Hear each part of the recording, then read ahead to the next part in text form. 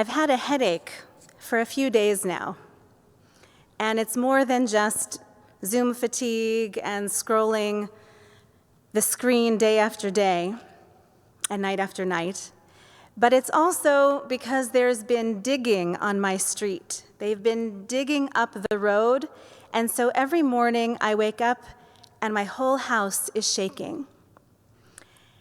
There is the pounding of the drills, and my bed frame is actually shaking. And so this morning, I finally realized that this pounding sound and the shaking of my house were melding with my dreams and my nightmares about Israel. Now, I am not comparing this minor nuisance on Castle Knock Road to anything that is happening in Israel, God forbid. Please don't misunderstand me. Instead, I share this with you as an example of how empathy can grab hold of us, even consciously and unconsciously, even subconsciously.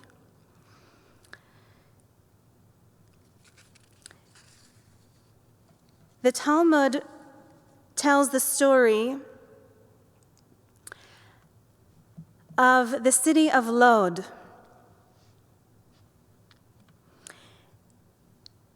And I want to thank Rabbi Carl Perkins of Needham, Massachusetts, for reminding me about the Mishnaic city of Lode. He reminds me of the early origins, as they're told, about Rabbi Kiva. What do we know of Rabbi Kiva's humble origins? When he was 40 years old, it's written in the Talmud, he had not studied any Torah. And once he sat near a well in Lode, and he saw a stone that had a groove on the surface, as if it had been pounded over again and again. And he asked, "Who engraved this stone?" And they answered him, "Water did. Gentle water has been dripping upon that stone every day." And then it occurred to Rabbi Kiva, if something as soft and malleable as water could chisel its way through something as hard as stone, then surely the words of Torah, which are as hard as iron, can penetrate my heart, which is made of flesh and blood. And right there and then, Rabbi Kiva began his years of study, which then led to him becoming one of the greats, not only of his generation, but of all generations.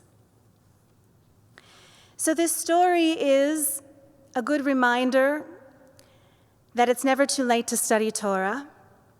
Shavuot is coming. Sunday evening and Monday we will celebrate. And it's time for us to reapply ourselves to Torah learning. These hearts of ours made of flesh and blood have taken a beating. And there is great comfort and solace to be found in Torah learning. So this is my personal invitation to you. You are always welcome to join for Shabbat morning Torah study with me from 9 to 10. There's weekday Torah learning with Mark Goodman. And this Sunday night, after our Erev Yom Tov service at 7 o'clock, there's a whole festival, a whole cornucopia of learning. I hope you'll join us at 7:45 for our Holy Blossom Archival Committee's teaching, the text of our stained glass windows. So we won't be turning pages of paper or parchment, scrolls of parchment, but rather panes of stained glass. Each one teaches a text, at least one text. They tell the story of Jewish history. It's a timeline of Jewish history wrapped around our sanctuary on the lower level.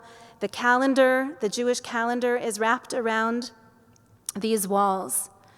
And so we'll study them and Holy Blossom history as told through these windows. It's really, I've seen glimpses of what the Archives Committee has prepared, and you'll be blown away. Please do come and learn with them. And then immediately following that shiur, there is, until midnight, a chance to study with scholars and teachers from across the GTA, sponsored by the downtown JCC, and also Canadian congregations across Canada, coast to coast. Rabbis and cantors and educators are leading study until 3 in the morning. So this is one of those silver linings that has come out of the pandemic, a chance for us to gather multiple times during the year with all of the Reformed congregations across the country.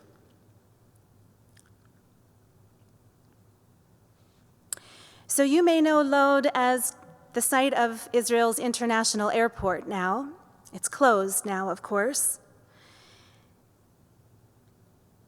But it is also the place where the Mishnaic sages gathered, and they studied all night, debating the question, which is greater, study or learning?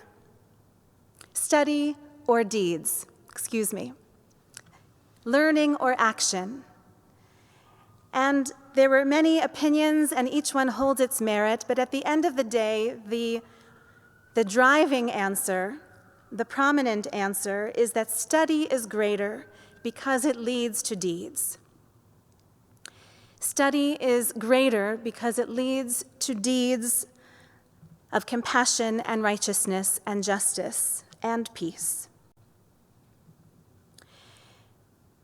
This story of Rabbi Kiva in Lode is also telling now because we need to remind one another that Jews have lived in the land of Israel throughout the ages, including in the town of Lode. Over the centuries, beginning with the defeat of the Bar Kokhba rebellion, during which Kiva, by the way, was tortured and killed, Jews were exiled and returned. And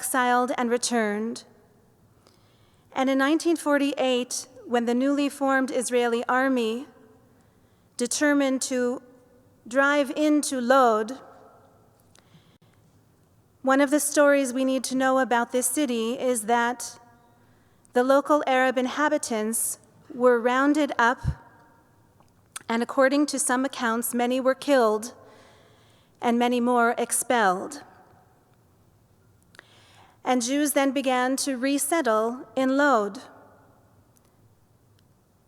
returning to their roots there. And over time, then, Arab inhabitants of the land returned to Lode to take up their ancient roots there.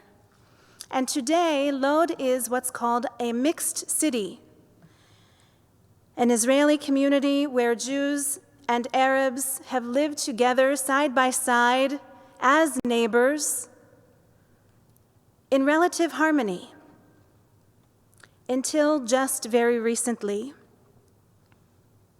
when mobs of hoodlums and vigilantes, both Jew and Arab, have taken to the streets. And this is among the most hurtful stories for Israelis now, seeing the disintegration of what was believed to be a growing sense, a growing confidence in our ability to coexist. This is even harder, it seems, for Israelis than the rockets. The rockets were expected, but this was completely unexpected by most. So here we are, with hearts tremoring, and we feel so far away and we feel so helpless, but there is much that we can do. And I've said this over and over and over again. These last number of days, I've received endless emails from congregants who are heartbroken, who are terrified, parents who have children in Israel, parents who have children here and don't know what to say, parents who have children in university who feel themselves exposed and vulnerable. I've received emails of concern about Bathurst Street demonstrations, warnings to stay home, not to take walks. I've received emails asking for book recommendations. How can we educate ourselves more? And what books can I recommend to my non-Jewish friends and neighbors and colleagues? So there is much that we can do. First, I would say, reach out to everyone you know living in Israel. Everyone. Even if you haven't thought of them in a long time, even if you haven't been in touch in years, I promise you, a simple note saying, I remember you, I'm thinking of you, I'm praying for you. It will make all the difference as people are feeling so alone. Of course, we can also contribute. Pick your favorite cause. It hardly matters, right, left, or center. Just be generous.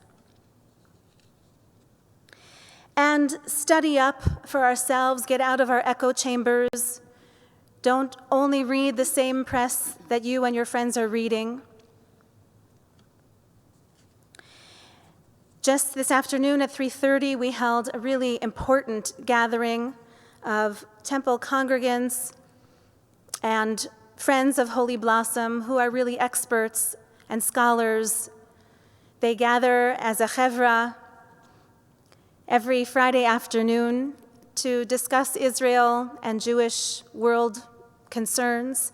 And so we asked them this week, could we join you in your conversation this week of all weeks? And they did not hesitate. They said, yes, of course. And so we've recorded, if you weren't able to make it, because this was also spontaneous, if you weren't able to make it, that recording is now on our website. I urge you to listen in and study up. We've also advertised an upcoming series with Professor Paul Lips of Jerusalem, of Hebrew Union College and Hebrew University, a 3-part series. I'm sure he's changing up what he thought he would talk about, but he is an excellent teacher, one of our favorites from the Jerusalem campus of HUC. So please do come. That 3-part series is brought to us by Artsa Canada. What else can we do? We can talk. Talk to one another to gain comfort and strength, and talk to others, to those who don't know about Israel and Palestine and are trying to make sense of the headlines. Choose your words carefully. Don't be afraid to say, I don't know. Don't be afraid to hold a silence. Don't be afraid to admit it's hard for me to speak of this. But gather closer to those who are friends and even strangers who want to understand. And I would say also, please believe in the best of humanity. There are stories of Jews and Arabs meeting in the streets now with greetings, with flowers, with signs that say, we refuse to be enemies. Believe in the best of humanity and believe in Israel's promise. There was, you may have read, in Jaffa, one of the synagogues that was set to fire. It was an Arab citizen of Israel who ran to help to save the Torah scrolls, who called the police. It seems that everything is hanging in the balance now between good and evil, and any gesture of the good can tip the scales. There are elders being called upon in each sets of communities, saying these young men who are stirring up trouble, they both honor their elders, and so elders are going out courageously to settle things down in the streets, to speak with their moral authority of the ages and life experience, because God knows they have seen the worst. And finally, let us remember the power of prayer. And that is why we have gathered tonight, and I thank you for it. We need to know that you are lifting up your own voices in prayer. I wish we could see you. I wish we could hear you tonight. And thank you, cantorial soloist Lindy Rivers, for being our leading voice. And I'll conclude now with the prayer, the ancient prayer of the Psalmist, Psalm 122. It is a song of ascents, one of the songs that the Levites would sing as they would ascend the steps of the Temple Mount in Yerushalayim. Shir HaMa'alot LeDavid, a song of ascents, a song of King David. Samachti, I rejoiced when they said to me, let us go up to the house of the eternal God. Our feet stood in your gates, O Jerusalem.